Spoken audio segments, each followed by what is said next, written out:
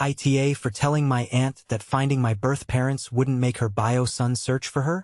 I'm 24F, an adoptee, and I have never ever wanted to search for my birth parents or any birth family. I'm happy with the family I was raised in.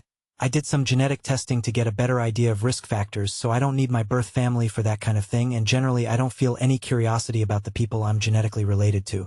I'm also really happy with my life, and I'm not feeling anything missing. Something could change in the future, but I have never felt any other way about this. My mom's oldest sister, aka Aunt from the title, placed her son for adoption 38 years ago. She was young and she felt like she had no choices at the time. But she has always wished she hadn't given him up.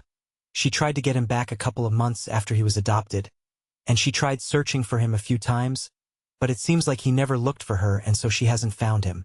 It's a grief she carries around almost 40 years later.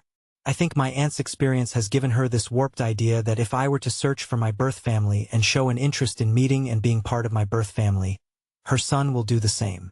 She has encouraged me to be more curious about my birth family for years now.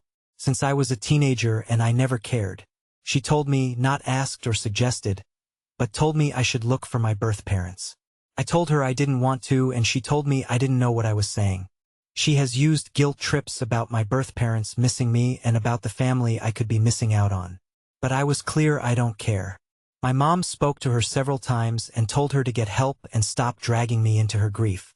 She refuses to leave it alone. She has asked me why I have no interest, and I have told her how I feel. She has really tried to make me say I'm somewhat curious, but I'm just not. And then we had an incident the other week.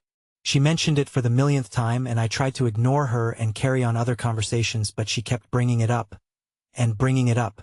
She was asked to stop by my mom and other family members, and finally I got so tired of her pressing the issue that I told her finding my birth parents won't make her son search for her, and she needs to stop linking those things because she's setting herself up for more heartache.